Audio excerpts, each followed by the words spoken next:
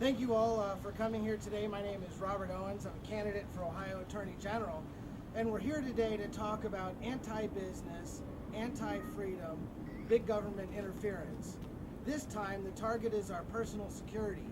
And worse, big government culprits are using the specter of 9/11 to accomplish their power grab. Now, as my opponents for Attorney General squibble over how many press releases is too many press releases, our campaign is geared on targeting issues that actually affect Ohioans' lives. And that's the real difference in this campaign. Today, I'm speaking of the government's efforts to regulate professional private security forces. This move is counter to all of the core values we hold dear as Americans. Remember, when the government shows up to tell you we're here to help, grab your wallet and head for the hills, because it's going to cost you dear. Ben Franklin once reminded us that we live in a republic, and that's a very different form of government. What that means is that we have duties as citizens to be vigilant and to know exactly what's happening in our government to make sure that it adheres to the rule of law. In this case, we see big government power grabs that violate these core principles. The Department of Public Safety and Homeland Security have a major impact over the effective operational aspects of many law enforcement agencies and private security agencies.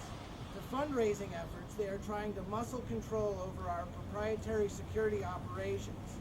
This would constitute a major invasion.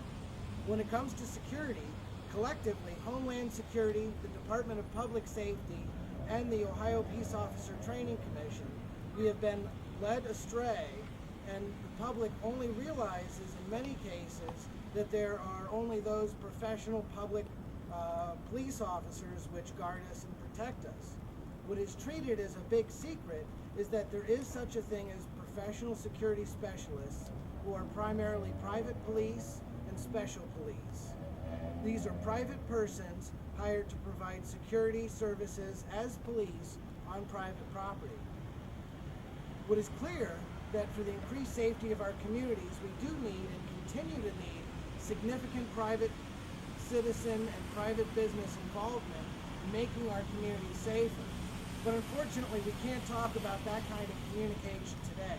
There is an issue of public concern and safety that I believe requires immediate public notification and public response from Attorney General Nancy Rogers. There is a multi-state government joint effort by the Ohio Department of Public Safety, the Ohio Department of Homeland Security, the PISG Division of the Private Investigator Security Guard Commission, has indicated that the commission's meeting that there is a collective attempt to regulate private and proprietary security operations. What this means is another specter of big government regulation over a private industry in which government has no business being involved. Ohio's Constitution, specifically Article 1 of the Bill of Rights, reminds us that all men, by nature, are free and have certain inalienable rights, among which are those of enjoying and defending life, liberty, acquiring, possessing, and protecting property, and seeking and obtaining happiness and safety. I take this to mean hands-off private proprietary security operations as a state government funding source. And that is the real motivation behind this power grab. Attorney General Rogers should do the right thing, and for the good of the public, expose this process and take every effort to shut it down. With that, I'd like to introduce John Coates, who will address some of the aspects and ramifications of what this provision has on the local community.